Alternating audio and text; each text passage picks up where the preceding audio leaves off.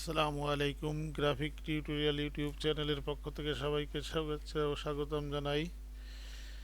আজকে আমি Adobe ইলাস্ট্রেটরের perspective টুলটা দেখাবো, যে টুলটা অত্যন্ত কঠিন এবং যে টুল ব্যবহার করে এরকম বিল্ডিং ডিজাইন,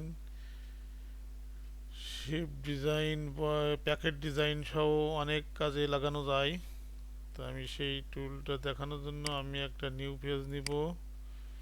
নিউ পেজ আমি একটা নিয়ে নিলাম, নিয়ে আমি টুল প্যানেল থেকে যে পার্সপেক্টিভ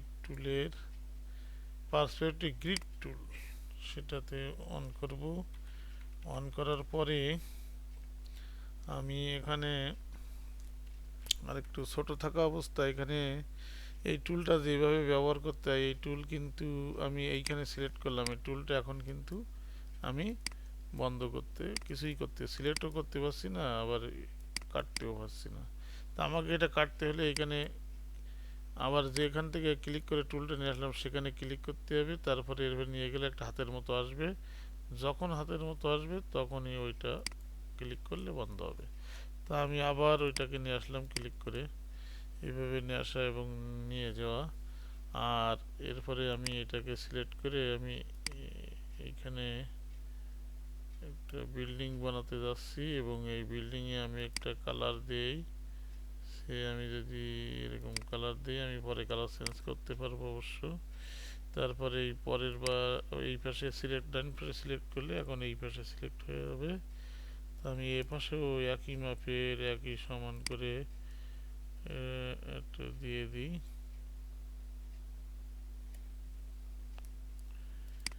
দিয়ে দেওয়ার পরে আমি যে কাজটি করব সেটা আমি ছোট ছোট করে, এখন ডান পাশে আছি তাহলে এখানে ডান পাশে এখান থেকে আমি এরকম উইন্ডো দিয়ে দিই। একটু বড় হয়ে গেল, আমি দুই ঘর করে নিই। আর একটু এটাকে একটু কালো কালার দিয়ে দিই, তাহলে আমি স্ট্রোকটা নাই করে দিই, দিয়ে এটাকে ব্ল্যাক দিয়ে দিই। ব্ল্যাক আমার আমার প্রত্যেক এটা কপি করে নিলে হবে না, আমার প্রত্যেকবার এটা নতুন নতুন দিতে হবে।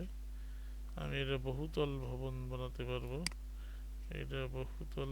বানাতে পারবো, কোনো সমস্যা নাই। আমি বহুতল ভবন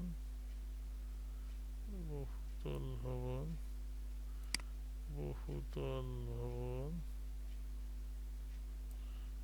বহুতল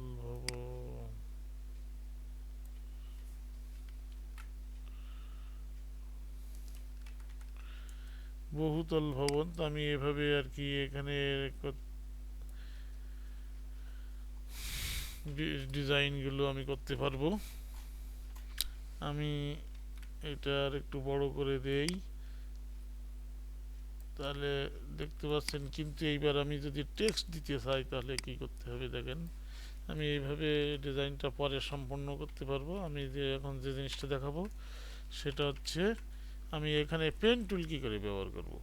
তাহলে আমি এখানে পেন টুল নিলাম এবং আমার ডান পাশে সিলেক্ট আছে, এই যে লিখলাম, দেখেন লেখাটা লেখা যায়নি।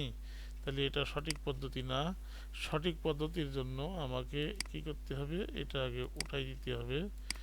এটা আগে উঠাই দিতে হবে, দেওয়ার পরে যেটা করতে হবে, আমি এখানে একটু লিখে নিলাম জিএম মনিরুজ্জামান, এবং যে কোনো একটা লেখা আমি এখানে লিখে নিতে পারি। ক্যাপসলক জিএম জিএম মনির জিএম মনির থাক। এখানে আমি ফন্ট আমি আগের থেকেই সিলেক্ট করে নিব। নিয়ে আমার এইটাকে যদি আমি ক্রিয়েট আউটলাইন করি তাহলে কালার চেঞ্জ করতে পারবো, না হলে কিন্তু কালার চেঞ্জ করতে পারবো না। এরপরে আমি পার্সপেক্টিভ গ্রিড টুল নিয়ে আসলাম এবং পার্সপেক্টিভ গ্রিড টুলে ক্লিক করলে নিচে আরেকটা পার্সপেক্টিভ এই সিলেকশন টুলটা দিয়ে আমি যদি এখন এই পাশে নিয়ে যাই তাহলে আমি সুন্দর করে বসাতে পারবো। এবং আমি এটাকে এখান থেকে ছোট বড় ছোট বড় করতে পারবো, এবং নিচেও নামাতে পারবো। টেনে ছোট বড় এই সাইজ অনুযায়ী এরকম আমি করে দিব। তো সেক্ষেত্রে এইভাবে ছাড়া আর কিন্তু বিকল্প নাই। আর আমি যদি এইটা আবার এই পাশে নিয়ে আসি তাহলে আমি এই পাশে ক্লিক দিলাম এবং এই পাশটা আগের থেকে আমার যে কাজটা করতে হবে আগের থেকে লিখে রেখে আসতে হবে, তাহলে আমি মাত্র নেক্সটে পারবো এবং এদিকে টানলে এদিকে বড়াবে। কিন্তু যে অসুবিধাটা আমি পড়বো, আমি কিন্তু কালার চেঞ্জ করতে পারবো না। এখান থেকে দেখি কালার চেঞ্জ করা যায় কিনা। কালার চেঞ্জ করা যায় না, স্টোক কালার, এখান থেকে কালার চেঞ্জ করা যায় না। তো ধন্যবাদ পার্সপেক্টিভ টুলটি দেখার জন্য এবং সাথে থাকার জন্য। যারা আমার ইউটিউব চ্যানেলটিতে সাবস্ক্রাইব করেননি তারা সাবস্ক্রাইব করে পাশে থাকা বেল বাটনটি বাজিয়ে দিন। আর আপনাদের মতামতগুলো কমেন্টের মাধ্যমে জানাবেন। ধন্যবাদ।